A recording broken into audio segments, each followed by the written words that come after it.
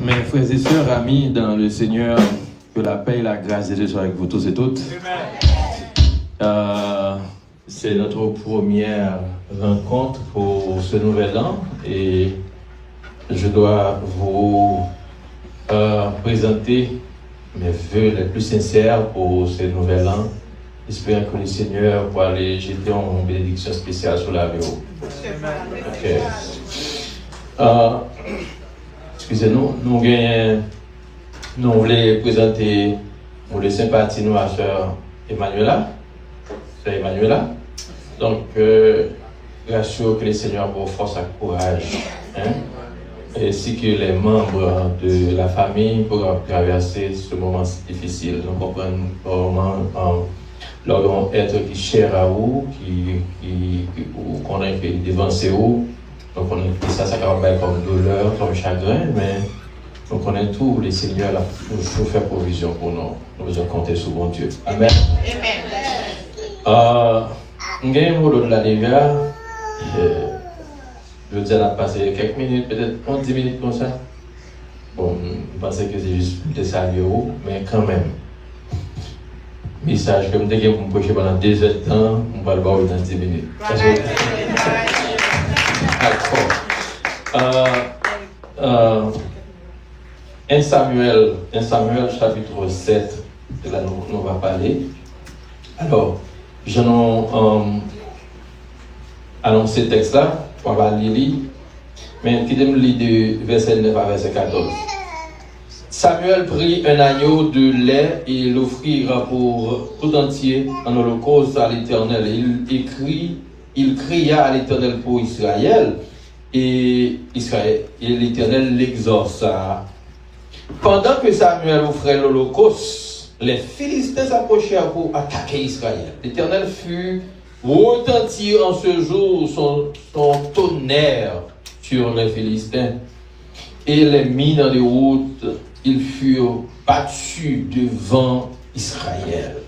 Les hommes d'Israël sortirent de Mitzpah, poursuivirent les Philistins et les battirent jusqu'au-dessous de Beth-Car. Samuel prit une pierre qu'il plaça entre Mitzpah et Sichem et l'appela du nom Ebenezer. Jusqu'ici, l'Éternel nous a secourus. Ainsi, les Philistins furent humiliés et ils ne vinrent plus sur les territoires d'Israël. La main de l'Éternel fut contre les Philistins pendant toute la vie de Samuel. Le verset 14 pour terminer. Les villes que les Philistins avaient prises sur Israël retournèrent à Israël depuis Écran jusqu'à Kat. Avec leur territoire, Israël les arracha de la main des Philistins et il y eut pris entre Israël et les Amoréens. Merci, veuillez vous asseoir. Maintenant, ma vie m'a fait ça, ou capable de faire un qui bon photo là, un petit poignet de main, regardez le danger. Regardez le danger. Et Kebemel, dit jusqu'ici, l'Éternel nous a secourus. Amen. Jusqu'ici, l'Éternel nous a secourus. Voilà. Jusqu'ici, l'Éternel nous a secourus. Voilà. Et c'est mon premier message pour cette année pour vous. Toujours connaître que l'Éternel ne va pas abandonner. Jusqu'ici, l'Éternel nous a secourus. Pendant l'année 2025, il y a un pile problème. Il y a un pile tête chargée. Et jusqu'à matin, il y a un pile problème. Il y a un pile tête chargée. Il y a un monde qui a crié. Le professeur Emmanuela a crié, la famille a crié. Mais c'est Emmanuela, jusqu'ici, l'Éternel nous a secourus. Papa m'a donné. Israël, peuple bon Dieu, peuple choisi de Dieu. Et Israël est toujours à marcher avec le Seigneur. Mais la Bible claire, à chaque fois, dans la vie, Israël est toujours tombé levé. Qui ça nous est tombé levé? Ça veut dire, ils ont l'heure, ils ont en commun accord avec le Seigneur. Mais ils ont l'heure qui arrive, ils ont en déclin, ils ont abandonné mon Dieu. Et ils ont tombé dans l'infidélité. Il y avait l'arche de l'Éternel dans la main Israël, et l'arche ça a été représenté la présence de Dieu par Israël. L'arche a été représenté puissance bon Dieu dans le temps Israël. Et ceci, ils ont tellement venu personnaliser l'arche là, ils comprennent que sans l'arche là, on ne peut pas faire rien. Et le cadeau, il était venu symboliser tant que son idole. Et finalement, comme on connaît l'arche là, mais malgré la présence de l'arche dans le temps, mais on était tombé dans la désobéissance. Tombé dans la désobéissance, veut dire qui ça? Donc, fait ça qui contraire à sa bonne Dieu. Maintenant, si il y a un monde qui vit dans la désobéissance, on va besoin de monde de ça, on connaît. Et il y a un monde qui vit dans la désobéissance à la volonté de Dieu, pour besoin de son monde qui vit dans ça. Et c'est une fois, le monde qui vit dans la désobéissance à la volonté de Dieu, donc laissez le monde qui vit dans ça, c'est comme si toujours tout pareil, ou arrogant en pile. Très arrogant. Comme si ou qu'on gagne des leaders de l'église qui veulent réunir pour le monde qui connaît, bon, il y a des petits bagages qui vont marcher bien dans la ville, etc. Donc, on va saisir, ouais, ou réponse que on va joindre. Donc, la voyons en l'aile bas à drapeau. Donc, Israël s'est trouvé dans la désobéissance, dans l'infidélité, et comme ça, il a gagné le peuple philistin, les Philistins. Ils étaient c'est adversaire Israël, et le fait que Israël trouve dans la désobéissance, et comme ça, le peuple philistin est toujours battre Israël. Vous connaissez les ennemis en Kimbo, pour ils battent, ils ne vont pas jouer avant. Eh bien, les Philistins étaient toujours attaqué Israël et frappé Israël, maltraité Israël. Et comme ça, dans la situation, dans le texte, nous venons de côté que Israël s'est trouvé dans la désobéissance, et maintenant, Samuel, bon Dieu pour utiliser le prophète Samuel pour venir joindre Israël dans le verset 3 du chapitre 7. Samuel dit à toute la maison d'Israël, si c'est de tout votre cœur que vous revenez à l'Éternel, ôtez du milieu de vous les dieux étrangers et les astatés, dirigez votre cœur vers l'Éternel et servez-le lui seul. Samuel dit, Israël comprend que l'effet qu'on désobéit à la volonté de Dieu, qu'on a finalement toute misère, toute souffrance, ils connaissent toute misère, toute souffrance, toute calamité, toute tribulation. Et on vient rendre compte donc le marche avec bon Dieu, tout pareil était marché bien. Mais les on vient détourner vers l'autre monde, et qu'on connaît toute souffrance, toute misère, au tout point de vue, et qu'on a été décidé pour retourner vers l'Éternel. Et qu'on a assisté, c'est ainsi Samuel vient intervenir pour dire, regardez, si nous voulons tout bon tourner façon vers l'Éternel, nous avons un grand bagage pour nous faire. Faut Dieu qui n'a mis dans nous, il faut nous retirer. Il faut nous retirer tout, mettre de côté, et servir l'Éternel avec votre cœur, et servir lui seulement. Et Israël, d'accord avec Samuel, il s'est dit Samuel pour prendre le peuple là, pour le réunir à Mitzpah, et côté que il réunit le peuple là pour le capable enseigner, les rassembler. Maintenant, la Bible dit, pendant le peuple là avec Samuel à Mitzpah, côté que il a jeûné, il a prié, et le peuple là vient faire une prière, il fait une déclaration pour dire que Seigneur, nous reconnaissons que nous péchons contre vous. Et là il dit, nous avons péché contre l'Éternel. C'est-à-dire, nous connaissons que nous péchons contre vous. Et c'est ainsi, Samuel réunit avec eux, et qu'on a Samuel t'a enseigné eux. Mais ça qui est important pour moi là au matin, pendant Samuel avec peuple là, peuple Israël, peuple bon Dieu, on est au côté où sorti tomber levé et qu'on y a une phase de repentance parce que ils ont tellement souffert sans la volonté de Dieu, sans la présence de Dieu, ils ont tout décidé pour tourner vers mon Dieu. Et pendant qu'on y a eu avec Samuel et dans le lieu à Mitzpah, mais Philistins qui ont venu pour venir attaquer dans le verset 8 et peuple là il dit Samuel t'en prie mais Philistins va venir attaquer nous passez c'est crier pour nous en faveur auprès de l'Éternel et sans ça Philistins a fini avec nous. Quand il y a beaucoup faut réfléchir sur la déclaration ça Israël fait. Est-ce qu'on connaît qui ça bon Dieu t'a fait pour te retirer Israël en Égypte? Est-ce que nous tous songez ça?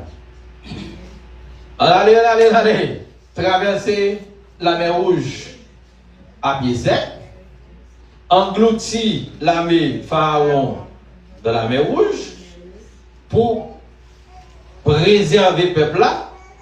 Dans le désert, bon Dieu voyait la manne pour le peuple là manger. La Bible dit la journée, livre en colonne nuée pour capable protéger contre le soleil là. Ça veut dire que bon Dieu était toujours accompagné peuple Israël. Mais quand il y a là, il était toujours gagné dans la bataille. Mais le fait qu'il a abandonné bon Dieu, quand il y a bon Dieu permet que l'autre peut pas battre. Mais il a trouvé une phase côté que il a repenti. Et maintenant, avec Samuel, mais Philistins, s'ils continuent à venir pour attaquer Israël, dans le texte, et puis on dit Samuel, t'en prie, crier, priez mon Dieu pour nous, pour Philistins, va pas nous encore. Mais ça me veut comprendre. Pendant Samuel a prié, il a offert un holocauste à l'Éternel pour le pardon du péché du peuple Israël. La Bible dit pendant la offre de l'holocauste, mais Philistins n'a pas avancé. Bon, quand on a regardé l'attitude du peuple là, regardez l'attitude de Samuel. Le peuple Israël, il connaît que bon Dieu est là. Entendez-vous? Je vais filmer ça à Konya. Le peuple Israël connaît bon Dieu là. Mais il focus sur Philistins. Qui c'est le mien? Et voilà, le fait que vous focus sur l'ennemi, vous envahi par la peur. Vous envahi par la peur. Et ça fait demander Samuel, t'en prie. Vous songez ça à Philistins qu'on fait, qu'on bat, et finalement, vous envahi par la peur. Vous connaissez mon Dieu là, mais vous focus sur l'ennemi. Samuel, de son côté, connaît l'ennemi là, mais il faut qu'il soit bon Dieu. Pendant qu'il a venu, il va occuper là, s'il offre l'holocauste là à l'Éternel. Ça l'a fait la faire. Quand il y a mes réflexions avant. Question infidélité, non? Ça qui marque comme pour l'infidélité dans la vie, nous avons besoin de repentir. Parce que Israël, une fois qu'il repentit, ou pas voir que ça arrive là, l'Éternel, pendant il finit de repentir, Samuel a offert l'holocauste, et puis la Bible dit, l'Éternel fait un tonnerre tomber sur Philistins, et Israël humilié Philistins, Philistins qui a pu se battre Israël, Philistins qui a habitué vaincre Israël, et ce jour-là, même Israël là, comme si son monde a habitué battre, là où on se marche pour marcher sur lui. Son parent va le prendre en surprise. Et c'est une surprise parce que c'est même Israël là, c'est même Israël qui a habitué battre là, mais le fait qu'Israël repentit devant l'Éternel, songez, ça veut dire retirer tout Dieu dans mi-temps, nous. C'est l'Éternel seul, et bon Dieu pour le victoire. Devant Philistins. Et victoire, ça, il résolu de la repentance d'Israël. Le fait qu'ils tournent cœur vers l'Éternel. Chers frères et sœurs, ce matin, mes leçons pour moi avec vous. Nous sommes capables de gagner dans le monde là à n'importe où, ça nous voulons. Peut-être hier, il y a des bagages que nous avons fait dans la vie, non. Mais matin, parole de Dieu invite nous. Pour nous retirer dans le cœur, dans la vie, non. Tout ça qui pour le monde là. Tourner le cœur nous vers l'Éternel. La vie, c'est une lutte. Nous avons toujours fait face à des difficultés.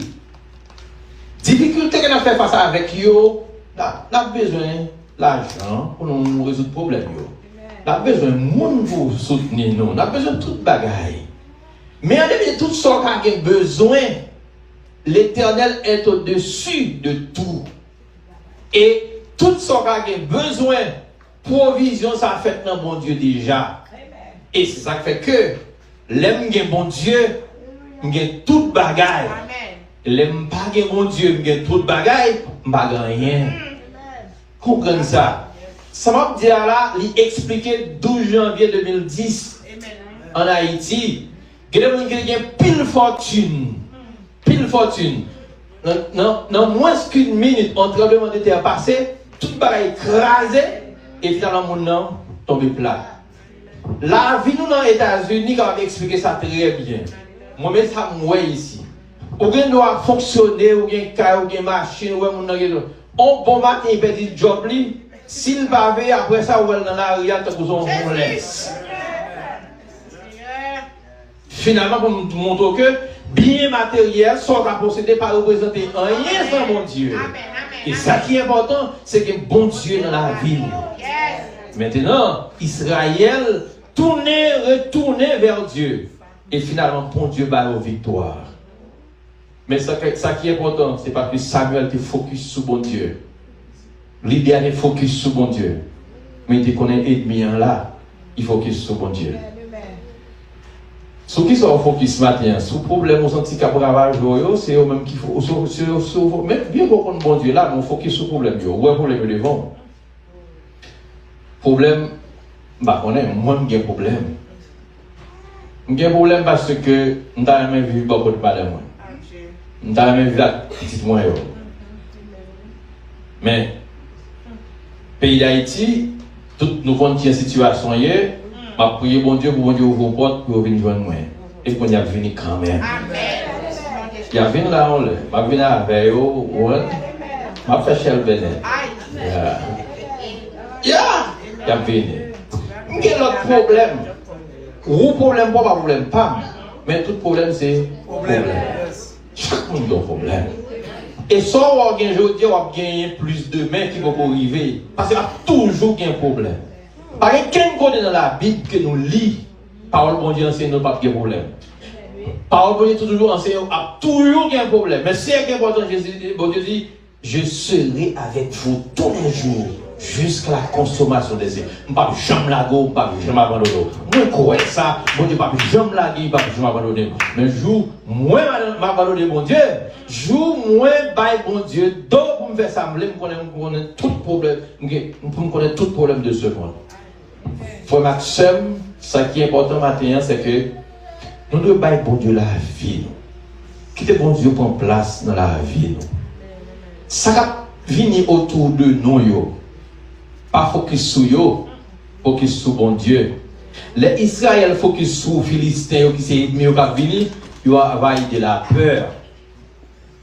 Et ça fait au moment de Samuel crier pour eux. Mais Samuel, qui lui-même connaît ennemi là, mais il focus sur bon Dieu. Quand il y a deux alternatives, c'est soit on focus sur le problème, non? Ou bien on focus sur bon Dieu. Quelle position qu'on va prendre matin? Vous voulez focus sur bon Dieu, mais vous voulez focus sur le problème? Je vais inviter au focus sur bon Dieu. Regardez, si vous focus sur bon Dieu, vous remettez bon Dieu la vie pendant l'année 2026, c'est le même qui dit, on va faire réussir. On va faire porter victoire.